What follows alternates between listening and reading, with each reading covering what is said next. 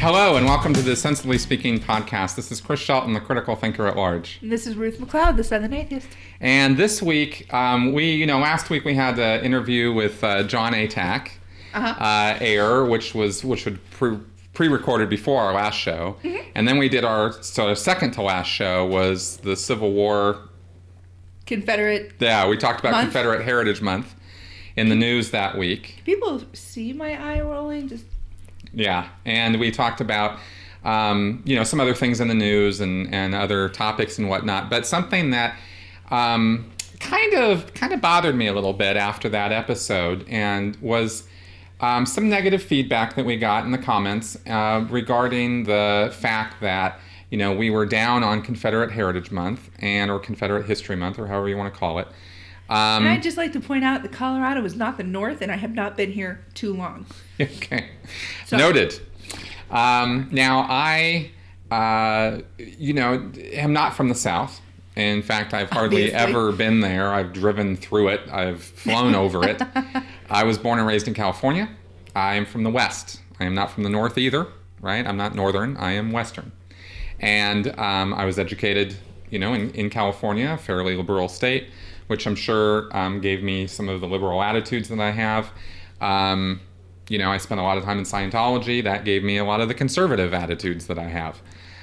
So I'm kind of a mix of these things. And now I'm trying to be a critical thinker and be a bit as objective as I can on some things. Confederate Heritage Month really kind of, was very jacking because I had the idea from my education and experience that what I said was, you're taking this Confederate flag and this Confederate symbolism, and I said and expressed that it was a symbol of something horrible and awful, that it symbolized man enslaving man and the killing other men and the separation of the North and the South, and that there was nothing about that time period to like or admire. And that is a line that floats around in history classes and in liberal media.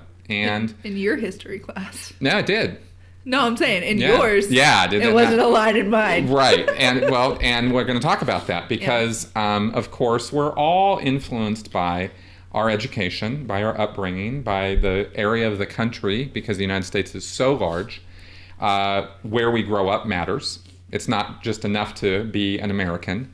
You are a Western American or Northern or Southern or whatever, or Eastern. It's arbitrary, but whatever. But there are definite divisions and cultural divides that exist all throughout the United States, right? And we are a big melting pot, and we were sort of purposefully put together that way, if there was any sort of purpose or direction to how our country was formed, right? Most of our ancestors were just poor and needed a place to go.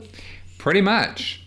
White, black, brown, yellow, whatever, we all kind of gathered here.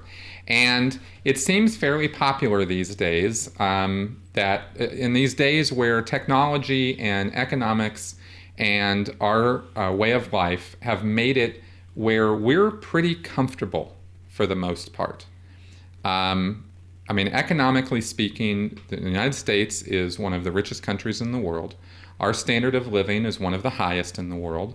Even our poor people, compared to other countries, and do not put words in my mouth and start saying that I'm down with poor people living the way they're living. Yeah, he hates That's that. not what I'm saying. I'm saying that the standard of living, even for our poor people, we provide shelters, we have this, we have that, all kinds of problems, not negating any of that. I'm just saying in comparison to, say, Africa or the Middle East or China, our standard of living, North Korea, right, is way above and beyond. And with that kind of standard of living comes a comfort level where people feel free to criticize, right, and look back on history, for example, with, and we all do this, right, with our own present view and our own present moral compass, and go, those people back then, judge, right? Not having to live in those circumstances, not having to have those economic or cultural conditions that those people lived in. I mean, Jesus, until 1840, toilet paper didn't exist. Imagine life without toilet paper, A lot of people can, because there's a lot of places that still don't use them. They use those bidet things and hoses and things, which is actually quite nice. I have never in my entire life, once in my entire life have I been in a place that had one of those little water jet things. A bidet? I guess that's what it's called. Until you said it just now, I had no name for that device. Are you so I'm absolutely serious. And up until, and even on that point... We got on to talk Yeah, but even on that point, up until what, 1600s, 1700s, there was no such thing as indoor plumbing. Right. Right? So, my point is that... Except for some of the Romans. Yeah, and the Aztecs, but but whatever. We're splitting hairs, whatever. Yeah, the point is that we are in a very comfortable place where we get to be, armchair critics to a lot of what's happened in the past and be very judgy about it. And morally, we're right. We've evolved to the point where we're right in the fact that we shouldn't be subjugating other people, things like that. Yeah, sure, great, But without understanding, there are circumstances and state of what life was like for other people 100, 200, 300, 1,000 years ago. If you don't put yourself in that position and look at it from their point of view, you won't understand how we got to where we are now. And I think this is really important kind of stuff. One of those things where if you don't learn your history, you're just doomed to repeat it. Exactly. So, that all being said, I really took some of the criticism that we got to heart, and I spent a lot of time this week looking at the South, right? And looking at it from the point of view of first off, one thing I do want to say straight up, and I doubt that anybody who criticized us is still watching the show, but I am going to say this anyway. I prefaced that news article by saying, if I offend anybody in the South because of this, I don't care. Well, I do care, and I actually do not do anything to be purposefully offensive to people or their beliefs or their culture or how they were grown up or any of that stuff. That's not what I'm about.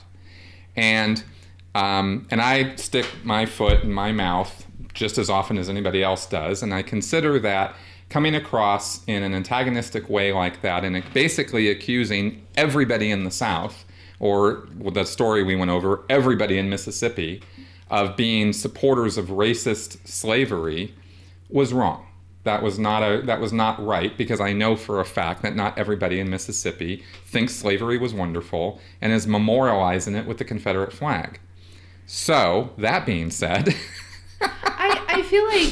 I feel like I need to tell you something, just as a Southerner. During that entire conversation that we had, I was in no way, shape, or form offended by anything that you said. And I feel that if someone was offended, they weren't hearing you correctly. Well, that could be. Because I feel like we both kind of came to the consensus that obviously not everyone in the South is a gun-toting, the South will rise again kind of person. I don't like anybody who doesn't look like me kind of person, Right. And yet, I have to admit that when I read that story and the outrage that I felt about that story and about the governor declaring this April, Confederate Heritage Month, that was what was going on in my head. Okay. Right? Because that's part of what I was raised with. Again, not having been to the South, not growing up there. Right. my California education and view of it was deliverance, right? And you know, got a pretty mouth. And it's squeal like a pig,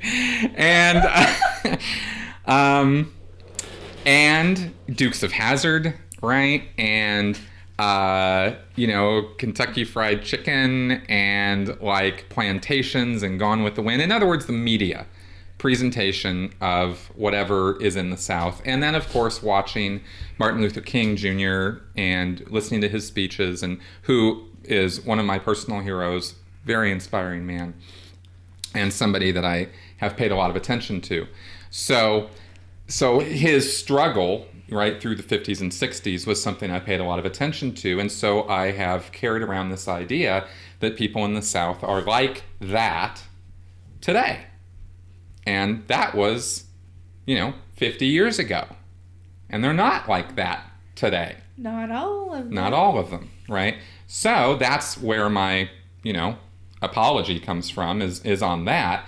Not on the stand I was taking regarding slavery, because of course slavery is wrong, and any moral compass, that just doesn't work out. Right? But in order to try to understand this better, and me being the, kind of studious type of person that I am, and trying to get myself in other people's viewpoints and shoes and whatnot, I spent a lot of time trying to figure out why Confederate Heritage Month would be something somebody would want. I'm laughing at you because the concept of you being studious immediately gives me a mental image of you with, like, glasses and your hair slicked back and a pocket protector. Yeah, go ahead, put on some glasses for me. That's nice. Kind of studious. If you saw me in high school, pocket protector, yeah. You've got a picture around here somewhere. Yeah, no, just stop. Just stop. So, yeah. Yeah. So I did do a little bit of traveling this last week down south. And funny, so did I. I know, we were both down there. We were both randomly in the South. We were. And I also talked to some Southern people besides Ruth. And I learned quite a bit about this subject. And so I thought this was worth having a discussion about, because you are from the South. No. Yeah. Are you serious? I know, right? Never friggin' knew that. Crazy. I don't think anybody who listens to our podcast Actually ever would have guessed that it was from the South. Well, we talked a little bit. We sort of brushed it aside when we mentioned the Civil War last week, or 2 weeks ago. 2 weeks ago. Mm-hmm. Because we said, well, the cause wasn't slavery, and there were lots of causes, and of course, right? Yeah. And so I thought everybody knew that information. It was kind of a given. Well, and to a degree, yet you'll find a lot of anti-South articles, like stuff I've been reading all week, talk about how slavery was the central issue. It was the cause. It was the reason, and use that as a justification for hating people in the South and making fun of their customs and ideas and culture. So I, again, was taking a real hard look at this, and it's not difficult to understand why people who are not from the South or who don't understand the South would start thinking that way. The North won the war. History is written by the victors. Right. That's just a given, right? That's Always just people. That's just how it is. Right. And, so a lot of the, Southern hate or revile towards the South comes from the North, right? Comes from Northern historical revisionism. Now, just not to get into a whole hour-long history lesson, but I learned a lot more about the concept of states' rights versus federal rights. And this is just History 101. We all had it in American history. Right. So this is stuff I really should have remembered, but, I didn't sleep through my history classes. I didn't, but You weren't awake. I didn't really retain all of it. I'll just put it that way. It's a shame. Yeah. That was my favorite class. And it is mine now, too. I love history now. Yeah, you do. So I was reading a lot of history, and so this concept of what I didn't grok, what I didn't really get my wits around back then or up until recently was how strongly that states' rights thing was, right? And how different the United States was back then. Right. No mass communication, right? Horseback. Like the southern states being large geographical zones, yeah. that it now takes us hours and hours to drive through. Well, it would take you weeks to take a horse through that territory, right? Right. So these great divides of tracts of land made it that the state government back then, pre-Civil War, was vastly more powerful and more important to local people in the states than they are now. Right. Our state governments now are pretty much, you vote for your representative who's going to go to Congress, and, you know, various state laws that you sort of put up with or whatever, yeah, you know. You typically forget about what's going on the state level, Yeah. let alone the city level. Oh my God, yeah. These just until aren't... a law tries to get passed that you hate. Exactly. That's literally the only time you pay attention. Exactly. Prop this or prop that in California, right? Always hearing about various propositions. Mm-hmm. But other than that, state government, and, you know, budgetary concerns, right? Yeah, state budget. Everybody rolls their eyes, and that damn governor, and when's he going to get, you know, the state assembly under control or whatever, right? Yeah, exactly. Those kind of things. But heaven forbid we raise taxes. Right. Sorry, that's a completely different conversation. Anyway, hey. Do you feel some burden happening? I feel some burden happening. Sorry. Anyway, back then, pre-Civil War, it literally was a whole different country.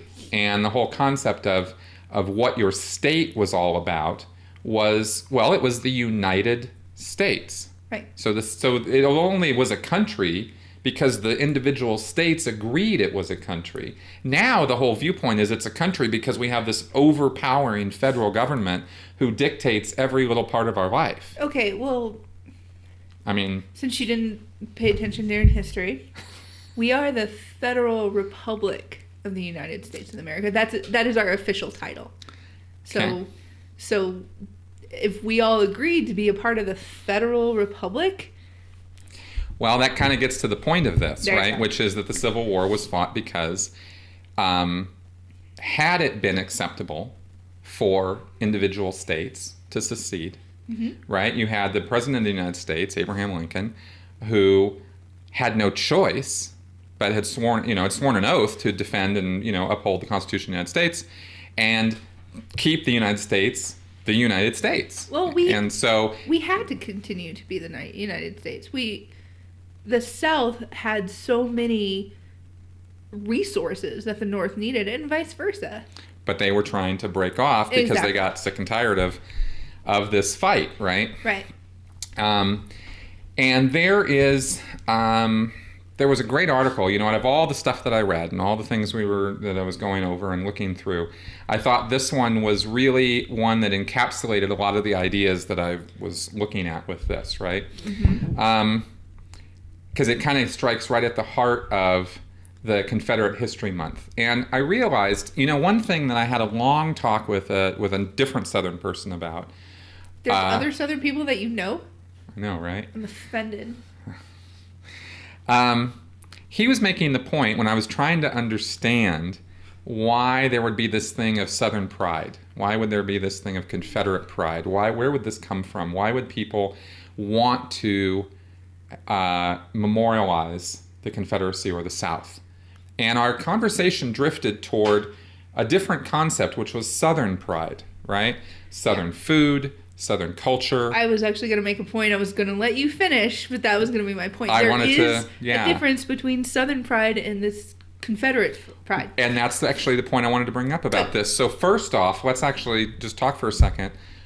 Southern pride. Like, what is there about the South that's actually admirable? What is it? What's down there that people should know about with, like, goodness in their heart? You know? You know?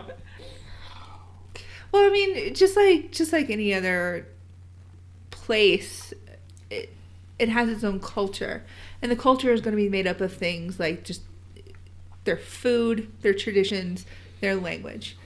And even though we speak English down south, anybody who goes down there knows that we say different words. And it's the same for if you go up to the Northeast, to the Midwest. People have their words for things. You know, a water fountain in some parts of the country are called a bubbler. You know, I say Coke instead of soda or pop. Yeah, pop. Oh my God, I hate that. I hit on that in the Midwest. I was like, pop? You call it what? Yeah. Yeah. Or, you know, saying y'all instead of everyone or whatever. I don't even know what else you would say. I actually do that. And so a part of the good Southern culture, like in a couple of weeks, I'm going to go down to New Orleans and spend some time with my New Orleans family, and we're going to have crawfish boil. And we're going to go fishing, and I'm going to run around with my shoes off, barefoot, hair in a ponytail, just... There's something about it. It's like a nice warm hug to me. It's like going home. for me whenever I go down to the South. So it's food, it's culture, it's language, it's our ideals.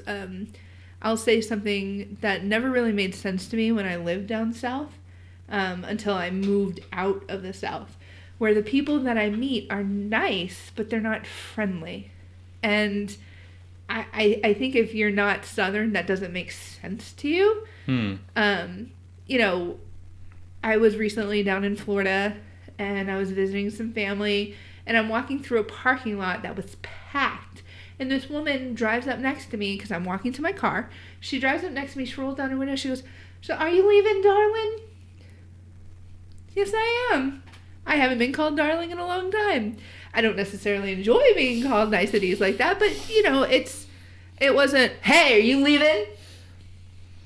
Which, by the way, Southern people have a hard time putting the G's on the end of our words. So instead of saying leaving, it comes out leaving. You leaving? Yep. Are you fixing to leave? No. But yeah, you know, I have interactions with people, and they actually talk to me, and it seems like they give a damn about what I say. Whereas up here, you pass someone on the street, they don't say hi to you or anything. There's no smiles. And I run into like some PC things. Nobody has to smile. Especially women are always told to smile. Don't freaking tell me to smile. But down south, it just happens. I wish you would smile more. But no, and so that's just part of it. And that's the Southern pride that I have in me, that I feel like I'm an outgoing, nice person because I grew up in the South. Not to say that people from other places aren't outgoing and friendly. It's just more prevalent down there. And the food that I have is amazing. Have I ever cooked for you? I've cooked for you before, haven't I? Mm-hmm. It's freaking amazing, right? I'm a pretty damn good cook. Ask anybody. But why do you think I'm so big? Duh. No, but there's just a lot to the actual culture of it. And then you have this shady, dark spot that is our racism, that is our negativity when we think about how liberal our country has gotten. Mm-hmm. And I say liberal in quotes because they think it's a negative thing. Not all of them. Obviously not. I'm from the South. I've always been very liberal. I have family members who are peaking at liberal. Not quite there yet, but they're peaking. Mm-hmm. So, I mean, it's not everyone has that dark spot, but I can almost guarantee you most Southern people have that one grandmother or that one great aunt that starts spewing words, and you just let it go because they're your elders, and you don't tell your elders what to do or how to talk or what to say. And you just kind of let it go and hope that no one outside of the family just heard your crazy Aunt Lottie say that. I do have a crazy Aunt Lottie.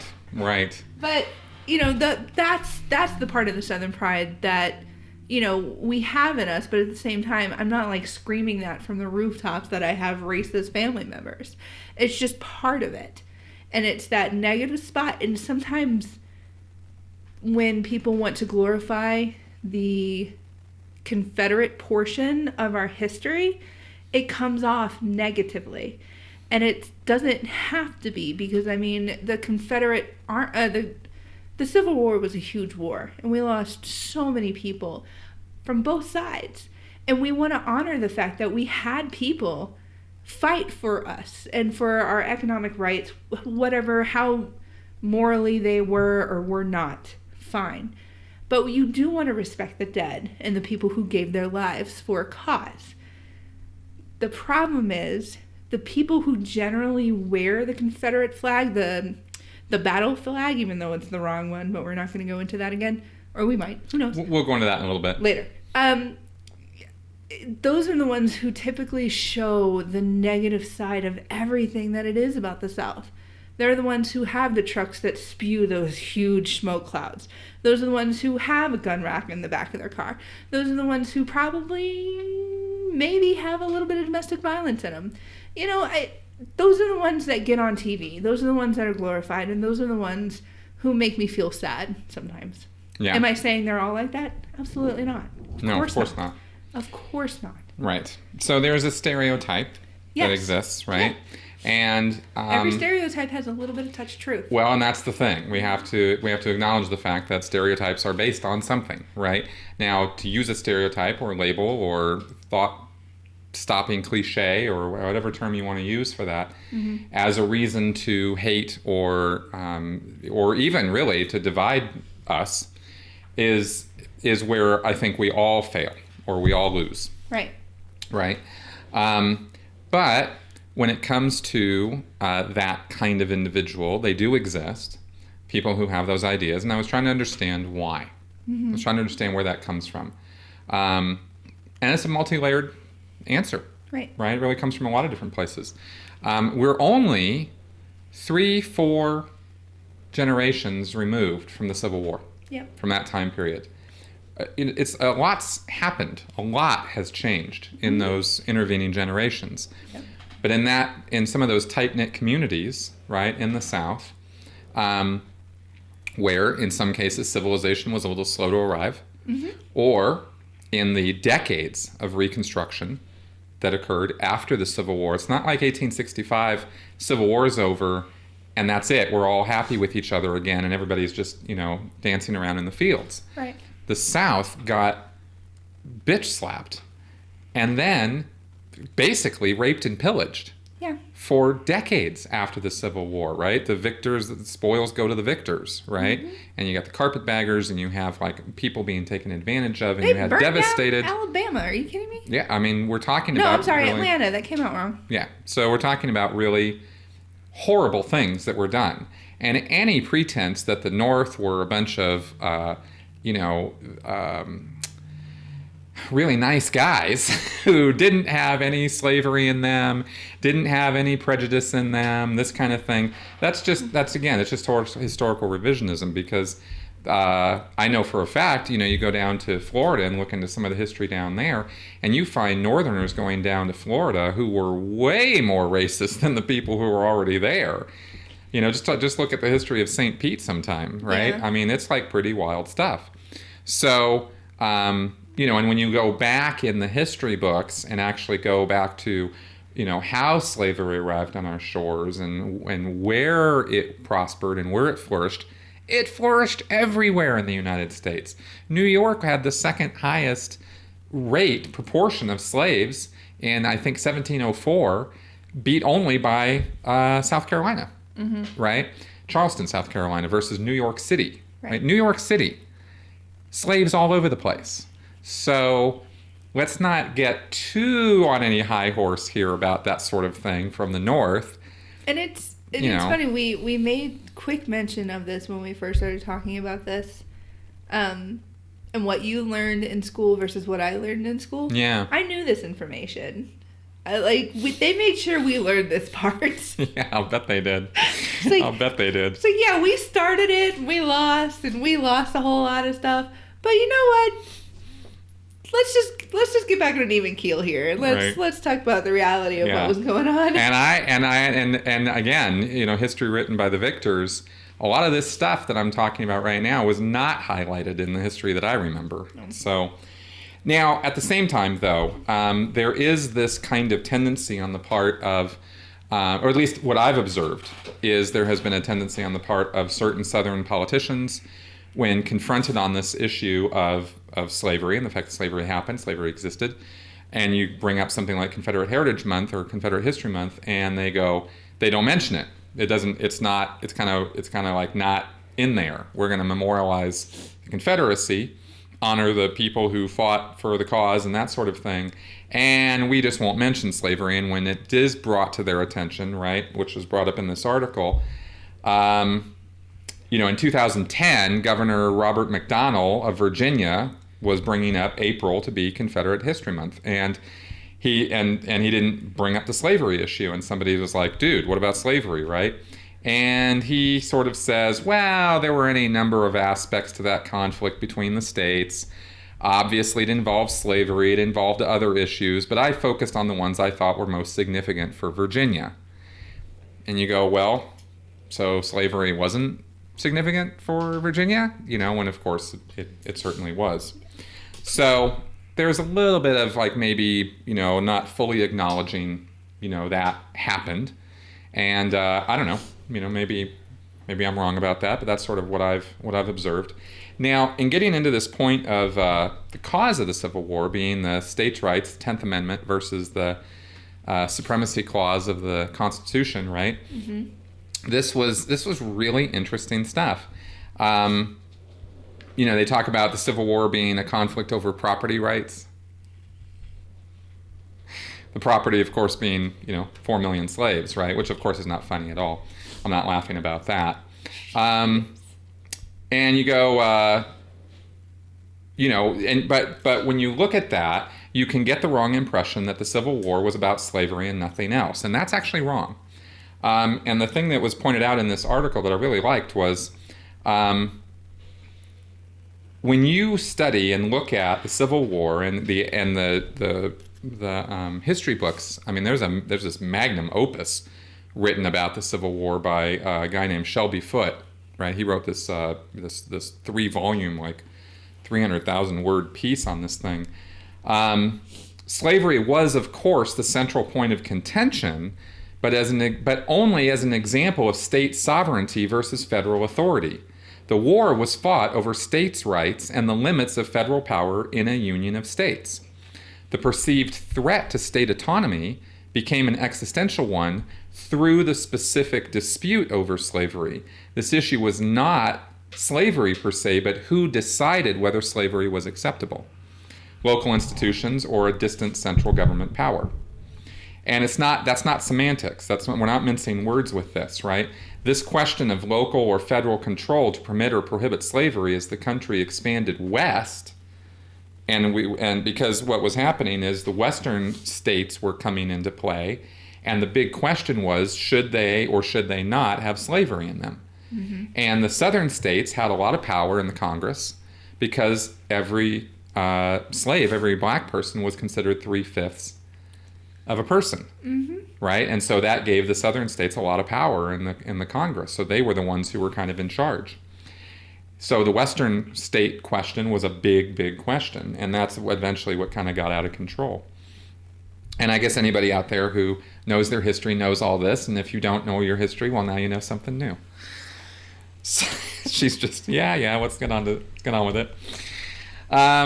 Okay, so we have this thing. So then the 11 southern states ceded, claiming that such legislation violated the 10th Amendment, which they argued trumped the supremacy clause.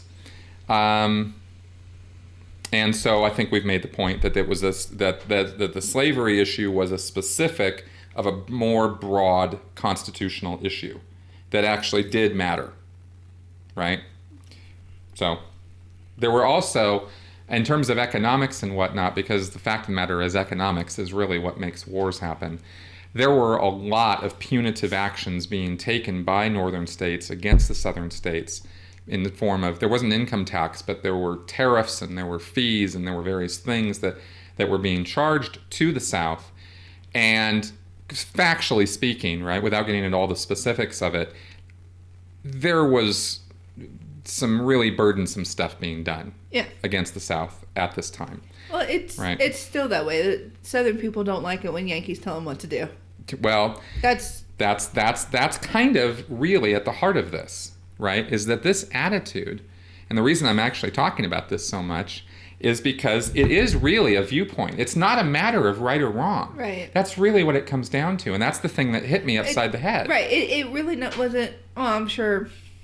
I can't speak obviously factual on this because I wasn't there, but in the attitude, like you were just saying, it really comes down to, it doesn't matter who or what laws were put onto them. The fact that they came from the north is just like a little bit of a sting. It's a rub to it. Who the hell do you think you are? Right. You come from these tiny little states up north, and you come down here and tell me how to run this giant plantation? F you. Exactly. And there's a lot of culture behind this. There's I don't know if we want to call it race issues. I don't know, how you think about this, but like, for example, the South is heavily populated by people who came here as indentured servants, right? Scottish, Irish, right? Like these guys come over and they got to work 4 to 7 years on contract in order to get here. Mm-hmm. And where do a lot of them go? Well, a lot of them are unskilled labor. The artisans and whatnot stay up north. The guys who don't, they go down south and are doing manual labor. And so you get a lot of Scottish people. What are Scottish people all about? Clans, right? So you go into why the South has all this clannish kind of thinking. Well, look at where they come from, right? I'm sorry, you blaming the Klan on us? Now, my Scottish pride just went, excuse me? Bam, right? Exactly. Now, again, this is no value judgment. Here's the thing. I am making zero value judgment about this. I'm merely pointing out the causes of some of these hostilities that we feel these days go back to things that really don't have a right or wrong. Not the slavery issue, but this point of states' rights versus federal government is 100% political opinion. It's really how you want to go about choosing how to live your life. Do you want a strong federal government or do you not want a strong federal government? That's a choice, and there is no right or wrong answer to that, right? And so these hostilities, it's just so amazing how they just happen from these things. And so what happened, of course, was they felt so strongly about it that they went to war. They said, well, we're not going to be part of your playground anymore, and we're picking up our toys and we're going away, right? The southern states, they were like, yeah, no, we're done with this. And Lincoln has zero choice in the matter. He's sworn to protect the Constitution of the United States, which specifically states that this group of states has to, basically bend knee to the federal level government, right? They have to, supremacy clause, right? It's like, hey guys, we all agreed to be a federal nation here, and so there has to be this central government, and you have to listen to us. And they were like, well, we're not listening. So he goes, okay, we're going to take up arms, because Lincoln had his own set of problems, right? Had the United States folded, for example, and this is a huge, huge issue that I only know a tiny bit about, but one of the pressures Lincoln had on him was, the United States was at this point just barely 100 years old. Mm-hmm. You had massive amount of debt to banks in Europe. Huh? And if the United States couldn't make good on those debts, they were going to come over here, and it was going to be fucking Revolutionary War, the sequel. It was going to be like a big problem. Sorry, as a history person, that just would have been cool. Yeah, I know. It would have been kind of interesting to see what happened with that. But these are the kind of pressures Lincoln was looking at. It wasn't just a matter of Lincoln didn't want people to not have slaves. That really was not the issue, because the Emancipation, as this article points out, Emancipation Proclamation wasn't issued until a year and a half into the war. Right. If this had been about slavery, that would have been the first item on the table, and it wasn't. Right? That was just another way to try to destabilize the South, and it was a war effort, right? So anyway, Lincoln basically, bottom line, didn't have any choice, had to fight, couldn't let this happen, because if you let it happen with one state or one set of states, well, what's to keep Rhode Island from doing it next? Right. Or New York or anybody, and then suddenly, bam, you don't have a United States. You have this balkanization is the word, right? You have a bunch of different states that are really their own nations. Right. And so much for the United States of America, right? Now, I wanted to get your viewpoint on this, because you're from the South, and this is what he writes here. He keeps reminding everyone that I'm from the South. Yeah, she's from the South. We've all forgotten. Southerners today seem incapable of understanding that the South started and then lost a war that nearly destroyed the United States. Mm-hmm. The South lost decisively. Now, here's what he says, and this is where we get bias here, of course. The rebel cause was unjust, immoral, and treasonous. The economic justification was unseemly, the actions were treasonous. There is no part of the Confederate cause of which to be proud. There is no moral high ground here. Now, that's a very strong statement, and I don't totally agree with, but I'm wondering what your view on it is. My first reaction as a good Southern person is to remind the author of this article that the Revolutionary War was also treasonous. Yes, it was. So F off. We're so paralleling right now. Yes. while you've been reading, I've actually had this concept in my head. This might be one of the reasons that gun laws and gun rights happen so often in the South. And, you know, the picture that you get from someone from the South is that they gun-toting and all this. And my concept of that is we're waiting for this to happen again. There's a lot of the South will rise again thought processes that happen. Mm-hmm. I've seen it on T-shirts, flags, banners, license plates, bumper stickers, you name it. Refrigerator magnets. It's all over the place. Mm-hmm. South will rise again. And it's become this cutesy term. You know, kind of like kiss my grits. It's... Right. By the way, did you know that GRIT stands for Girls Raised in the South? Who knew? I did. I knew that. I'm telling you, language, we have it. Anyway, so yeah, that's. Are you asking me about the attitude of it, or just? I'm asking you about the impression? accuracy of that statement, right? Do the South really think that? That we started it? Well, that you started it and lost, right? That it was unjust, immoral, and treasonous. The economic justification was unseemly. The actions were treasonous. There is no part of the Confederate cause of which to be proud. Absolutely not. Not a thread of that, except for the fact that we lost, even though we will not get over it. Not a thread of that was something that I ever thought of, was taught, heard anybody say, heard anybody talk about, heard the news media talk about, heard my history books talk about. None of that ever popped into my learning thought process head ever. Sure. But what do you think about it now? What I think about it now, I still have this sliver inside of me that puts my back up when I hear it. Mm-hmm. Which doesn't make any sense whatsoever. I know nothing about plantations. My significant other happens to be African American. I just, none of that seems wrong to me. None of what was said seems Mm-hmm. wrong to me. It absolutely makes 110% sense. Okay. And it's obviously correct. I can't accept it.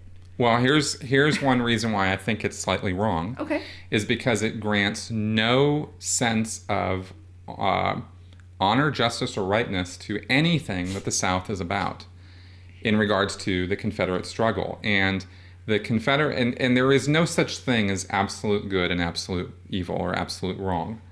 The South was subjugated in certain ways, certainly economically, by the North before and during that conflict, and certainly afterwards, mm-hmm. right? There is zero question about that. There is justification on the part of people who grew up during that time, and they've passed it on to their generation and the next generation, to have ill feelings. Yes. Those things, they didn't settle well. The North and the South never kissed and made up, right? That is, you just hit the issue. And that is what is actually making the sliver inside me be upset. Mm-hmm. Because there was never a peacemaking moment. Right. And all that the next generations learned, actually no, they didn't really learn a lot. They just held on to that anger. And that's what it is. That's what gets my spine up a little bit. Right. It's not because I think that owning slaves was good. It's that after the war, everything was awful for the South for a very long time. People lost their farmlands that they'd had for generations. That's right. People lost their valuables. They lost half their family members because they went off and joined the war. You know, the rebel army have so many, I don't know the numbers off the top of my head. I knew the numbers at one point in my life, how many people died from both sides. Right. But it's, you know, we held on to that anger and that frustration, and it's kind of made us prideful in the fact that we are different from the North. Mm-hmm. And it's weird for me now to say the North instead of Yankees. Okay. It's Interesting. still, it's always been the Yankees. Hmm. My sister married a Yankee. It's a huge upset in my family. Huge. Wow. Huge. Yeah. But Yeah. yeah, and I mean, I keep saying the same thing over and over because there's really not a definitive way to say that again, except for all we held on to was the anger. And that has what has been passed down from generation to generation, which is why now Confederate Appreciation Month wouldn't be something where we're learning from our past. It wouldn't be something about how we had a civil war over economic issues. Now it has the impression, and not only Yankees or Westerners or the liberal South people, but even some of the general Southern people who are a little racist, who are a little the stereotypical, they will still hold on to that meaning that, F off Yankees, that's why we don't need this. Right. Because it doesn't do what they want it to do, what it should do. Well, and I think we're really hitting the heart of it right now, right? Or at least as my understanding of it goes, which is that we've to the degree that we don't understand a class of people, a set of people, a group of people, whatever you want to call it, and why they feel the way that they feel, right? And what's right about how they feel in addition to what's wrong about it, Mm-hmm. right? If you just keep hammering anybody, any individual or group about what's wrong with them, and you just keep hammering on that, Mm-hmm. what's the response? 100% of the time, it's totally predictable. You put their back up, and you make them have to defend themselves against those attacks over and over and over again. And over something like this where it's not just a thing that happened in history, it's literally our culture. Mm-hmm. It's literally our family. And it's not going to be a civilized discussion. That's Right. the problem. Right. For a lot of people, it's going to be a very heated, emotional argument. That's right. And that is a problem. Yeah, it's very personal. It's Yes. a very personal thing. There's never, I don't think in any country or any time, a more personal war than a civil war, Yes. right? The whole brother against brother thing. Right. That's not like some kind of hyperbole. That's how Literally it was. what was happening. Yeah, right. And if we can actually acknowledge the fact, and again, I think this is important, that it wasn't a matter of right or wrong. It was a matter of interpreting a document, Mm-hmm. right? And two opposing viewpoints, neither one of which had moral high ground. Right. They were just two different views. And they took up arms about it, and the South lost in a fight. There was a fight that happened, and they lost. Right. Right? And the North was not a kind, beneficent victor. No. North was a bunch of assholes, right? And they really took advantage.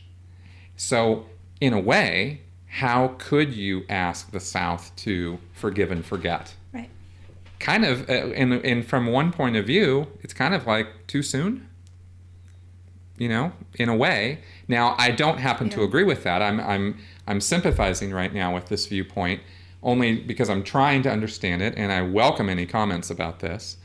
I do think there is a certain point where you do need to forgive and forget, where you do need to move on. Right. Right? I think there's a lot of issues right now that fly around because of things our ancestors did. Right. Right? That I don't feel like we should be taking the guilt on for. Right. Right? We're living in a time now that is way more enlightened than 50 years ago, 100 years ago, 150 years ago, and we need to acknowledge the fact that we've made progress. Right.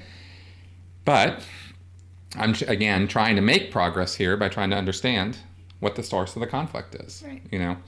And there is one last point on this that is actually kind of cool, though. Well, cool.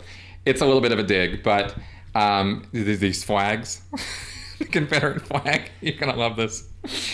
Okay. Just because it's in the article, and I thought it was actually kind of humorous. And if you can look at this from the point of view that I'm really not trying to attack, but I'm just trying to point something out.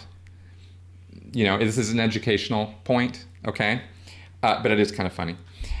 So the Confederate flags issue, Okay, so this is again in this article. What exactly about the war's history would lead one to fly a Confederate flag over a state capitol building, or paste one on an F-150 bumper, or wear one on a t-shirt? Or as a bikini, which I totally saw last week. That's right. Does a Confederate flag indicate pride about the effort to protect slavery, or attempting to secede from the Union, right? Which was my assertion 2 weeks ago, which I'm now acknowledging was not really wholly accurate, right? These are odd banners to carry around for more than 150 years. Perhaps the pride comes from the fact that the South stood up to a greater power, at least checking or slowing the pace of an expanding federalism. But even that does not pass the smell test. By starting but then losing the war, the South created the exact opposite effect, solidifying federal power like never before.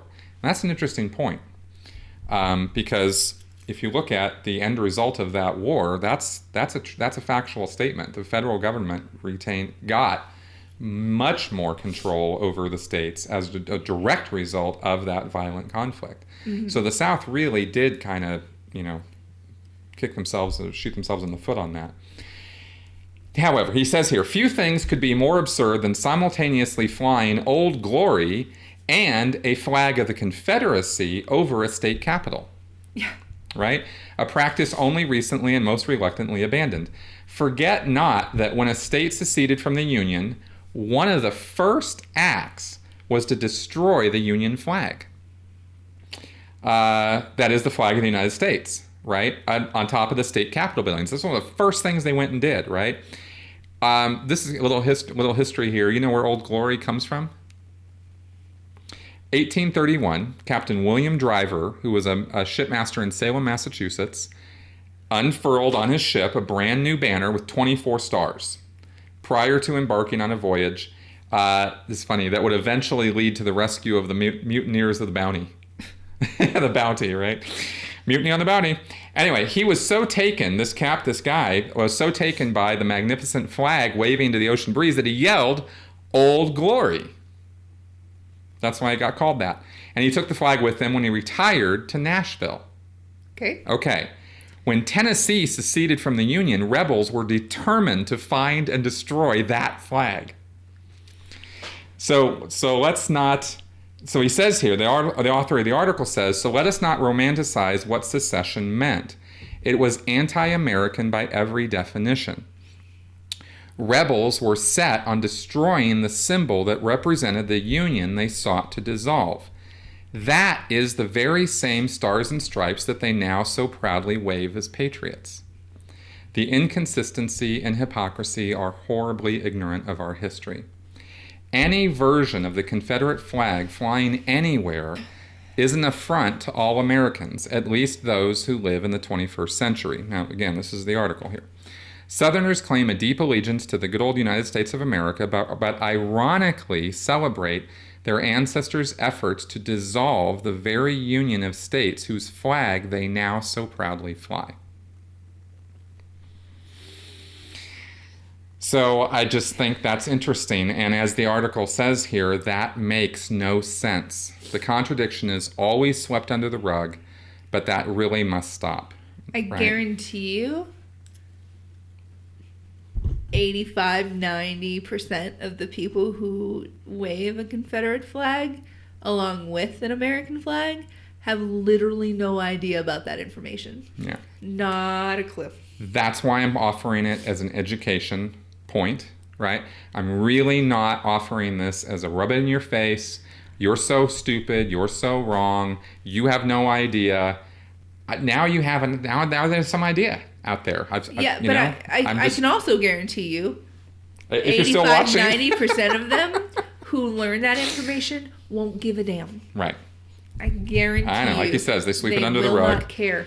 And, we'll never resolve conflicts like this on a cultural level until we recognize what the conflict is all about, where it comes from, and how that's not the conflict that exists now, or is it the conflict that still exists now, and what do we need to do to resolve it, right? Because the issue of states' rights, that's pretty resolved at this point, right? We don't live 150 years ago. We live in now, and now we have the government that we have. Okay. Or or put forward, states' rights again. No. But let's not do it. Let's not do it by seceding. Let's not get crazy. Yeah, let's not go too far with this. Okay. I'm looking at you, Utah. Yeah, right. Alabama. Yeah. So, anyway, I was happy to find out that that it's really not about race, right? And here, there's one last point on this that I wanted to make, which is not in the article, which is something I was looking at.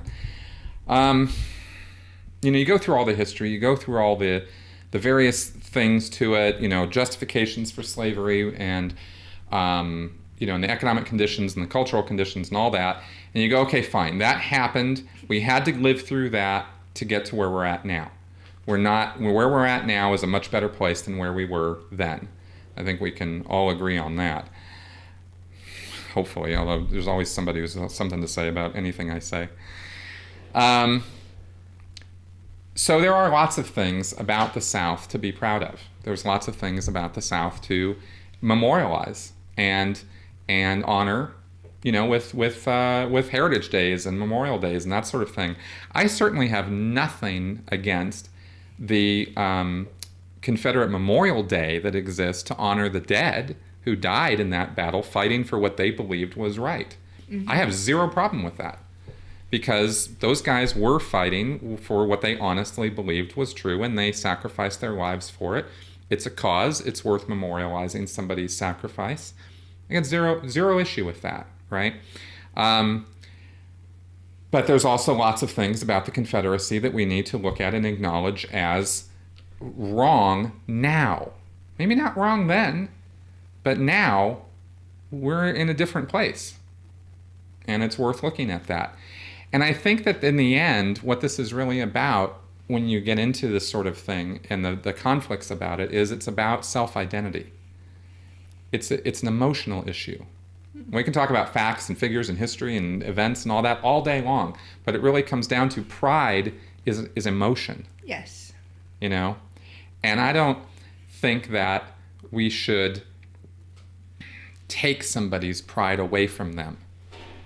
I don't think that's necessarily a winning strategy to say you shouldn't be prideful of where you've grown up, what the good things about your culture are, right? I don't know if you can use that as a blanket statement. Yeah. Sure. I mean, if somebody said, I think we'd certainly, to give an extreme example, Nazi pride. Yeah. Yeah, okay, fine. That's where I was going. Yeah, I know. We always go there, right? Clan mentality. What? Yeah, of course, right? Okay. That's not the point I'm making, though, right? Yeah, I'm saying the South is not full of Nazis, right? Or is it? I mean, we know about the Illinois Nazis from the Blues Brothers, but... Oh, yeah. Oh, I've never seen that. Oh, my God. We are so showing you that movie. It's the funniest movie ever. Anyway, the South is not full of Nazis, okay? The number of Nazis in the world right now at this point is probably so negligible as to it's just ridiculous. It's kind of like the number of Scientologists. It's like, please, seriously? How are we still talking about this?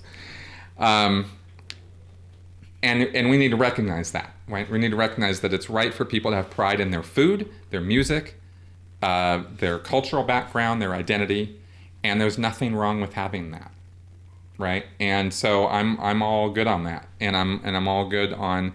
I mean, not that anybody is waiting for my permission. I'm just saying that, contrasting it with what I said 2 weeks ago, I want to acknowledge the rightness of that, and hopefully sort of, remove my foot from my mouth to the degree that I stereotyped people, Looking at your feet. Yeah, there it is, down there, And having pride in your family first, your state first, right, over a nationalism.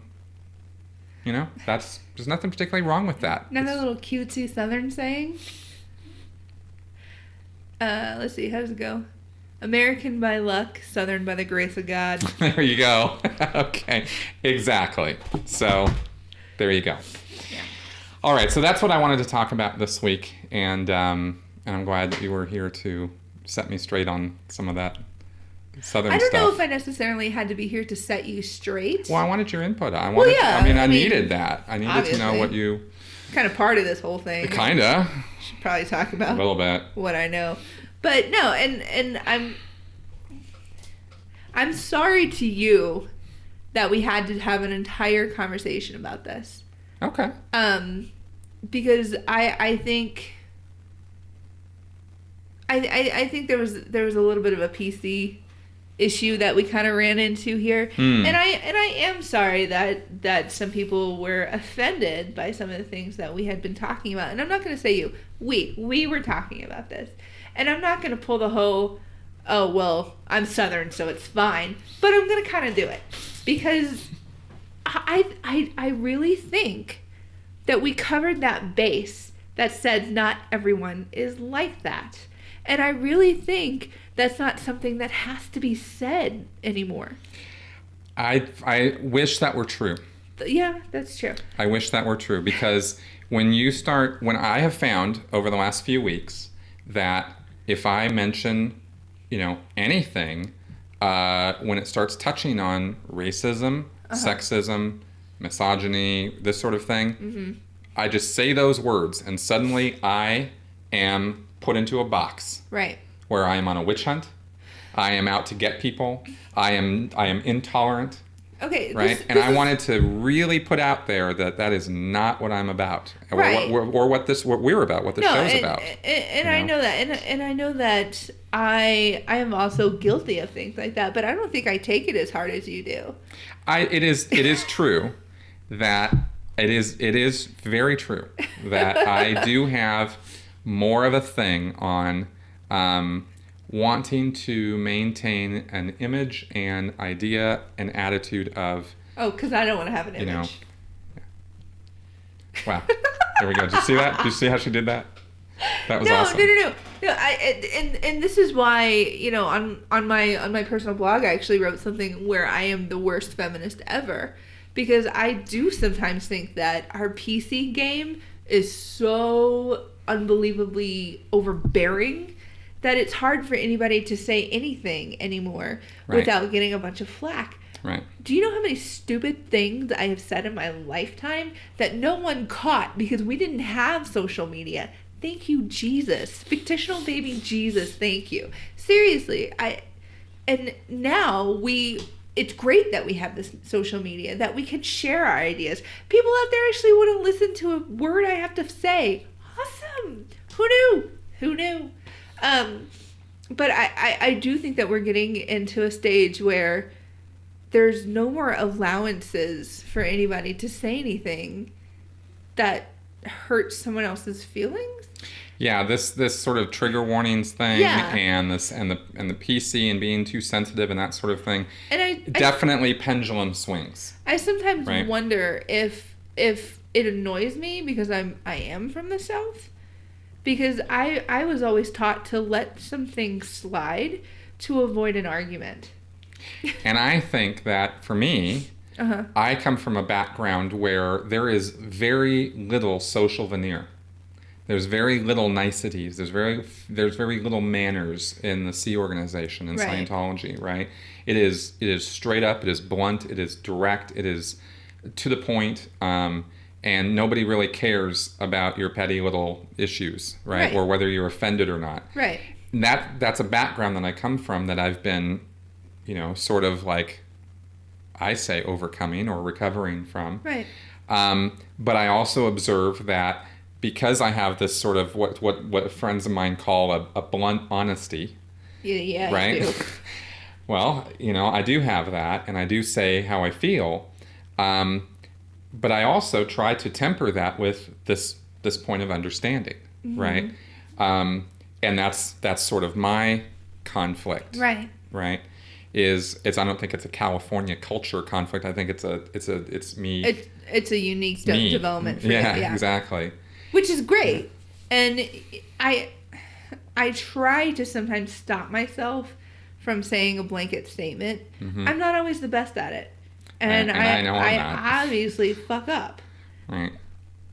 Well, and who doesn't, right? Who doesn't? So, But, but we have an opportunity to, explain ourselves more or, put ourselves out there more. And of course, we're putting ourselves out there. Right. Right. And other people aren't. So we put ourselves out there. So we're going to get criticized because there's nothing I'm ever going to say that's going to get 100% agreement. Yeah. And I kind of just have this attitude where I'm kind of like, suck it up, buttercup. Yeah. And I don't know if that's because I come from a, suck it up kind of town or something, or it's a matter of, for the greater good, no one needs to hear about your petty problems. And if you get triggered by words, wow. But at the same time, I feel like an ass for just saying that. Right. That literally the sentence I just said makes me feel like an ass. Right. Because I get it. I get that people are triggered by things. Right. And it's just something we're learning and developing and growing on with as we go with the show here, I think. PC is driving me nuts. It's driving me nuts too. I actually think that, and this is a whole nother discussion, but I'll just sort of drop this and walk away quietly, back away slowly, whatever, is I think a lot of Trump supporters are... Oh, I was waiting for us to get on this one. Bam, right? I mean, how could we have a show right now and not talk about Drumpf? Anyway, hashtag Drumpf. I have zero love for this guy. But, now, that being said, I feel like a lot of Trump supporters that are people who are otherwise intelligent and, common sense people are reacting to some of that PC culture that has developed over the last 20 years. Which is right? what makes me feel like an ass. Right. Because, we have this like PC culture, thou shalt not, etc. But you have a pendulum swing happening culturally where there's this group of people who are not racists, are not sexists, are not bigots, and they're sick and tired of being called racist and sexist and bigots. And somebody like Trump comes along and goes, well, we just need to revolutionize this system, and I'm not going to be PC. And they go, that's the guy I want to talk to, right? Right. And he has other things in his package that they might not like, but they'll go with him over a Clinton or a Cruz or a Sanders. I hate the concept, he's not a politician. Bitch, he's running for president. You want him to be a politician. Right. There's, again, That's literally what they do. Right. That's a whole nother show, but I'm getting mad. I think it's pretty... I think I need to calm down. I think it's pretty clear we're not Trump supporters here. But I'm trying to, we've been working for a long time now to try to understand why people would support that individual as the president of the United States. I still can't really get my wits around it. I've taken various stabs at it, I think everything I've said is right to some degree and maybe wrong in others. But, I mentioned something about the wall. The wall? The wall he wants to build, right? Oh. The whole thing. And I mentioned in some other video about, the racist, that there's racism connected with that. And some guy got up on me about that in the comments. And I said, well, look, Trump and da-da-da-da-da. And he was like, yeah, I'm not a Trump supporter. The wall thing is not just Trump, right? And I was like, what? It's not. I'd never heard of it before Trump. Are you serious? Again. Bush talked about it forever. Again. Mr. Isolation here, right? This is what happens. By the way, Trump, who do you think is going to build the wall? Mexicans. Yeah, exactly. They're going to get around it or over it or through it. Yeah, he's not going to build the wall. Penn and Teller bullshit in an episode about that. Yeah. Kid you not. Wow. That was awesome. It's The hilarious. wall ain't happening. So it's totally not happening. Then Canada's going to build a wall to keep us out because we're going to want to run away because Trump is now our president.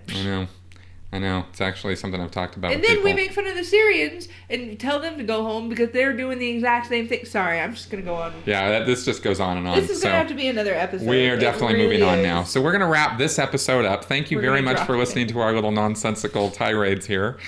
And also actually for hanging in here. I hope that some of what we talked about in the show was educational or enlightening or interesting, at least. And thanks for hanging in there. If you have any comments, any feedback of any kind, good, bad, indifferent, let us know. Put it in the comments section below. And any emails, of course, Chris at sensiblyspeaking.com. Oh, or Ruth at sensiblyspeaking.com. Okay. Sorry, I was so upset about Trump. I know. Trump. He's upsetting. It's upsetting. What a stupid name, Trump. Yeah. That's really what his name was? That's apparently, according to John they Oliver, changed that it? was, yeah. Trump. Yeah, Trump. Trump. All right. So, anyway, folks, thanks for tuning in, and we will see you guys next week. Thanks, y'all.